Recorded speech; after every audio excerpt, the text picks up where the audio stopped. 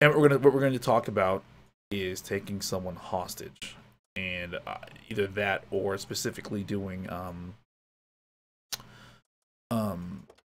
actually, I'll come to you. Taking someone AKA hostage, pinning them down and keeping them out of the fight.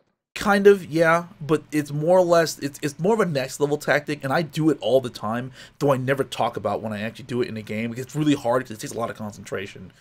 You're specifically throwing yourself in harm's way to actually make sure you are taking out and are actually actively keeping one guy out of the fight while killing another. It's literally a hostage situation. So it's like, for example, if you have an ISU, see, for example, you're in a Pershing, you have an ISU ahead of you, and you have like maybe a T-54 who's about to die. What you can do is bait the shot from the ISU, take the charge the ISU, get to the side of the ISU, ignore the ISU, kill the T-54, and then focus on the ISU. That's what taking someone hostage actually means, and it works really well in a 2-on-1 situation if you can make one or the other miss you. Because if you can out DPM the other guy, then you'll win. If you take a shot from both of them, you'll probably lose. So it's hard to actually have people actually understand what I'm saying. I was talking about it before, and it didn't make much sense. People were really confused by it, but it'll make more sense now, hopefully. Not necessarily circle, because circling him allows him to catch up to you at some point.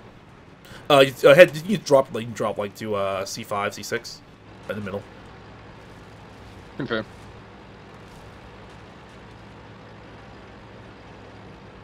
I would say 62 rest in peace, honestly, but they're all really good. They're all good replacements for each other or analogs for each other. The 430 being the worst if you like to try and snipe with, so don't do that. Be more of a brawler. The 140 is more of a I like to think of the 140 more as an aerial denial kind of tank, and the 62 is just an all-purpose do every goddamn thing tank. So, all right. So actually, where you're at is perfect right now.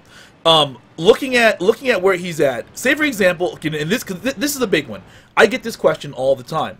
They go, Yonkers, if I'm in a TD like this, and I'm out in the open, or I'm kind of in a bad situation, what do I do? And you guys will notice that most times, if I know I'm facing a medium tank or a light tank or something along those lines, how do I stop something like that from happening? Well, you're going to have, possibly like, a situation where someone's going to try and circle you in a big-ass CD. And the only way you can stop this from happening, because obviously I'm coming at you, the flank is coming. And I normally I go like this, I do the whole bob and weave, and make a tank, back up, because while he's backing up, he isn't actually traversing on you, right? So once he gets to a certain point, the only way to stop that is to do exactly what Vel has done. So because he has put his side to a thing like this, I can get to his side, right? I mean, I can get to his side, but at this point, he's just going to turn, and I can't keep up, so I have to slide off, right? Then he gets to shoot me. You know what I mean?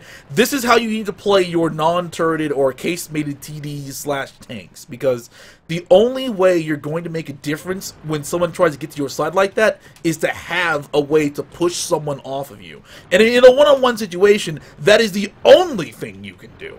The only thing you can do to save yourself. But in a 2-on-1, in a platoon with one or more tanks, obviously, you would then space yourselves out accurately enough to be able to drag the other player off.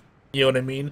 So you don't want to put yourself in a position where you get screwed up. And I always see this, and I always see people do it wrong. This is very, very easy, and this is what you expect when you are traveling alone in a non-turreted TD tank. You always keep a mountain, a rock, or something, doesn't matter what it is, to either the left or the right of your tank. It is very important that you do that, because when you get pushed, and you will get pushed, because someone will think they have a clean flank on you, you drive yourself into that mountain, and you let them take your side. Let them take your side. Take the 1 or 2 shots it needs to pull them off of you, to blap them one time. Once they get pushed off into the mountain, where they basically no longer have any control over their tank, because as you guys know, all this stuff right here, basically, that I'm looking at right now, all this is, obviously traversable. But you get to a certain point where it's no longer traversable, and I have no more control over my tank. That's where the weight of your TD is supposed to push me up over and allow me to actually fall off, where you then have a shot on me. This works very, very well, and I never, ever, ever see people do this. Okay, that's something you guys should practice, even if, even if something you never really thought about. But At any rate, taking someone hostage pretty much means once I get to the side of this JPE, he can't do anything to me. You know, I can stay with him. He can go around. He can spin me around, do whatever he wants. He is now irrelevant to me, right? The only thing I'm looking at now, while he's doing his little, you know, his juking maneuvers, doing other stuff, is I'm looking for other targets. So I have to make sure that, you know, I'm being very cognizant of where he is, and I'm keeping my tank relevant to his. You know what I mean? There's nothing he can do. He can't stop me. He can't drag me off. He's in the open. He's screwed. So why in the hell would you shoot him? There's no need to shoot him at all. The worst case scenario, what he will do is shoot one of your allies, but fuck those guys. No one cares about them. They're just there to get shot anyway. So you're worried about yourself. Because you're worried about yourself, all you're doing is you're keeping yourself around this guy to make sure you're using him as a human shield, because we all know his ally already will probably shoot him anyway, you know. So you just let that happen, and you just keep focusing on other targets around this guy while using him as mobile cover. Beef Rossi, thank you for this. Thank you for the 2 months, sir. Thank you very much.